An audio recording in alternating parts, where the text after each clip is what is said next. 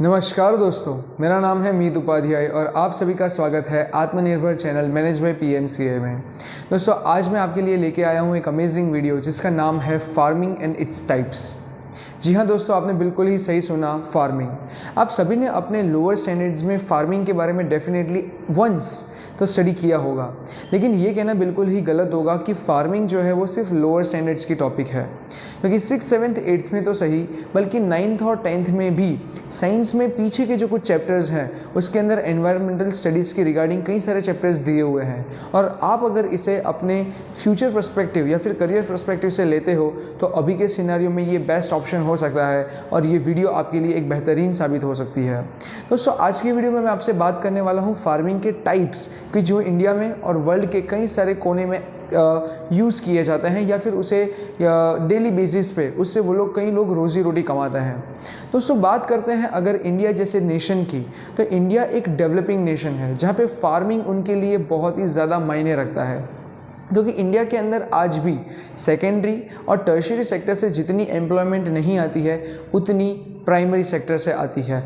आज भी हर साल न्यूज़पेपर में ऐसी रिपोर्ट्स आती है कि स्टॉक मार्केट काफ़ी ऊपर गया अगर उस साल काफ़ी अच्छी बारिश हुई है, क्योंकि हमारे देश की एम्प्लॉयमेंट और ज़्यादातर इकोनॉमी जो बूस्ट होती है वो प्राइमरी सेक्टर से ही होती है। तो ऐसे देश में एग्रीकल्चर का इम्पोर्टेंस बहुत ही ज़्यादा है। लेकिन एग्रीकल्चर एक डायनामिक कंटेंट है जो कई सारे फैक्टर्स के ऊपर डिपेंडेंट रहता है, जैसे कि क्लाइमेट, सॉइल, उसकी अलग अलग varieties, economical condition, moisture, soil, sunlight, इन सभी फैक्टर्स के ऊपर ये डिपेंडेंट करता है।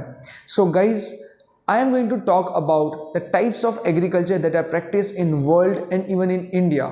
Majorly agriculture को दो पार्ट्स में डिवाइड किया जा सकता है कि एग्रीकल्चर करने का प्रैक्टिसेस को दो पार्ट्स में डिवाइड किया जा सकता है, एक ट्रेडिशनल मेथड और दूसरा मॉडर्न मेथड। बट इस वीडियो में मैं आपसे बात करने वाला हूँ ज़्यादातर ट्रेडिशनल मेथड के बारे में, क्योंकि तभी तो हम मॉडर्नाइज कर पाएंगे कि जिससे एग्रीकल्चर को एक लेवल अप लेके जाया जा सके।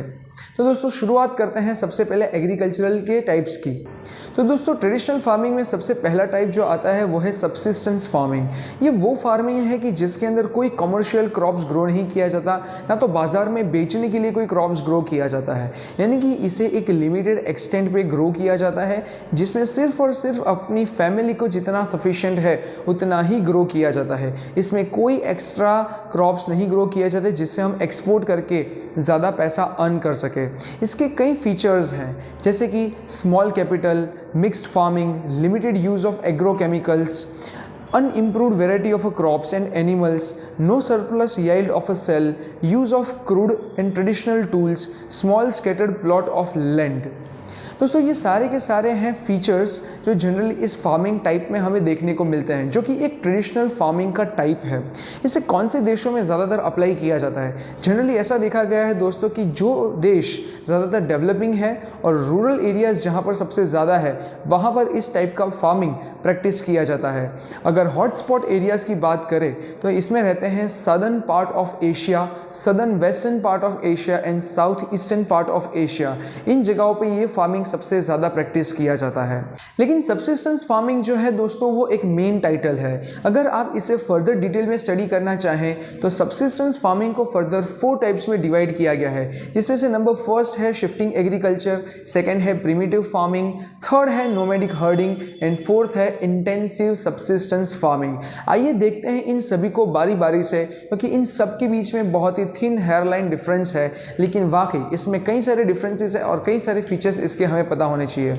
So the first, So talking about the first type of subsistence farming, that is this shifting cultivation। Shifting cultivation का नाम अगर आप ध्यान से सुनेंगे तो उसमें आपको उसके फीचर्स सारे समझ आ जाएंगे। Shifting cultivation दोस्तों, ये सबसे पुराना टेक्निक था कि जब लोगों ने कहीं पर भी सिविलाइजेशन करना शुरू नहीं किया था, जब ज़मीन की कोई मारामारी नहीं थी, lots of land was there, lots of forest area was there, तब ये टाइप का फार्मिंग किया गया था।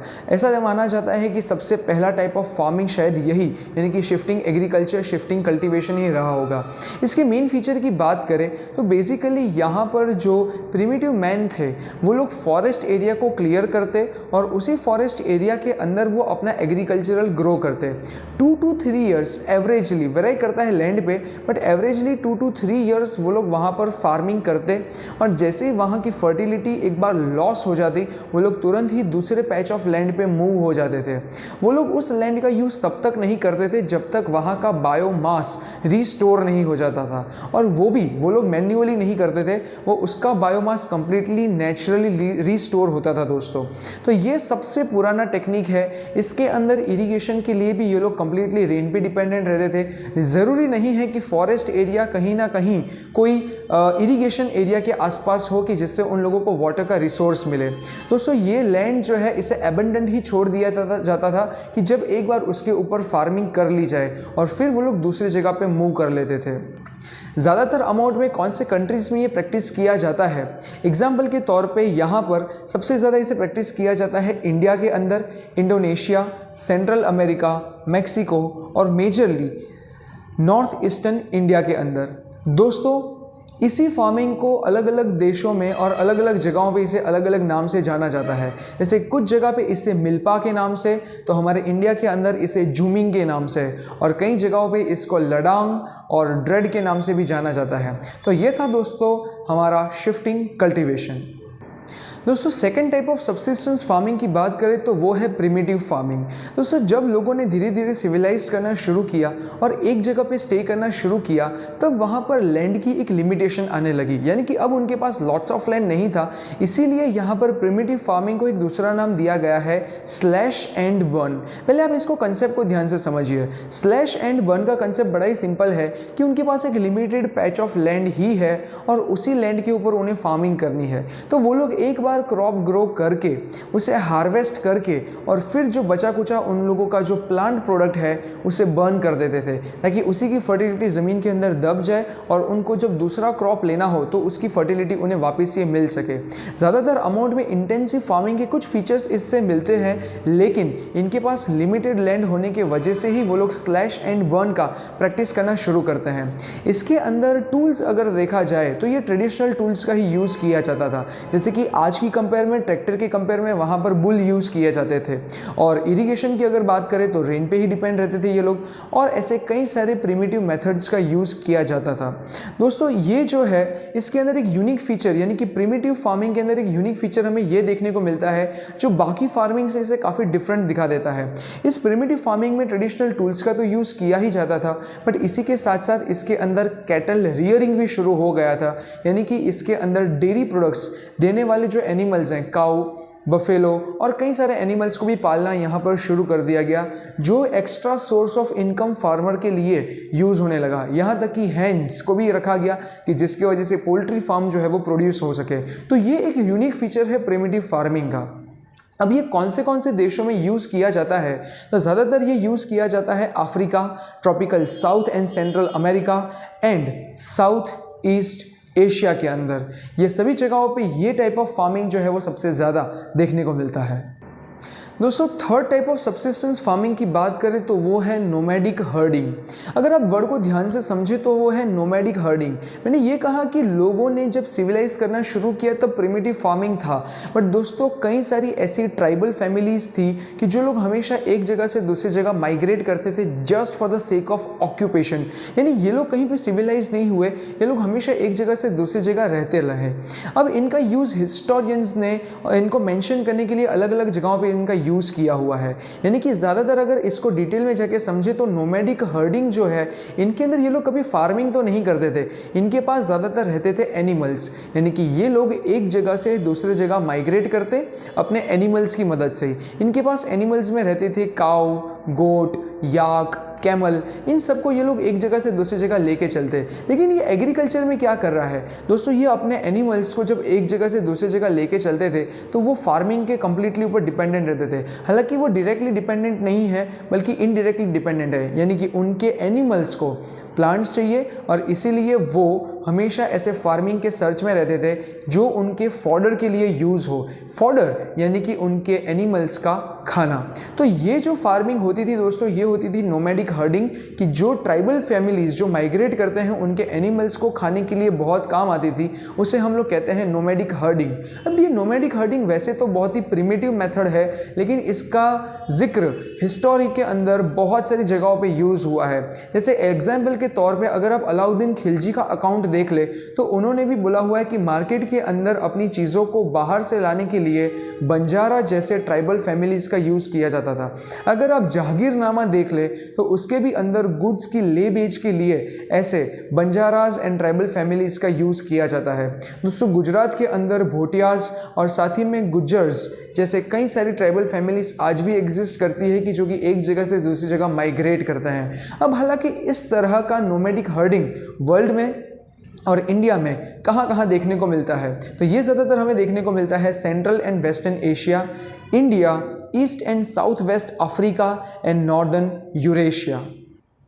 दोस्तों ये ट्राइबल फैमिलीज अपने पास एनिमल्स रखने का मेजर रीज़न यही था कि वो लोग कोई एक जगह से ये एनिमल्स को सस्ते दाम पे खरीद के कहीं दूसरे जगह पे इसको हाई प्राइस पे बेच देते थे, या तो ये लोग कम्प्लीटली डिपेंडेंट रहते थे उनके एनिमल्स के ऊपर कि जहाँ पर से उनको उनके हाइड्स, मीट, स्किन, वूल ये सारे प्रोडक्ट्स मिले और वही उनका मेन सोर्स ऑफ ऑक्यूपेशन रहता था।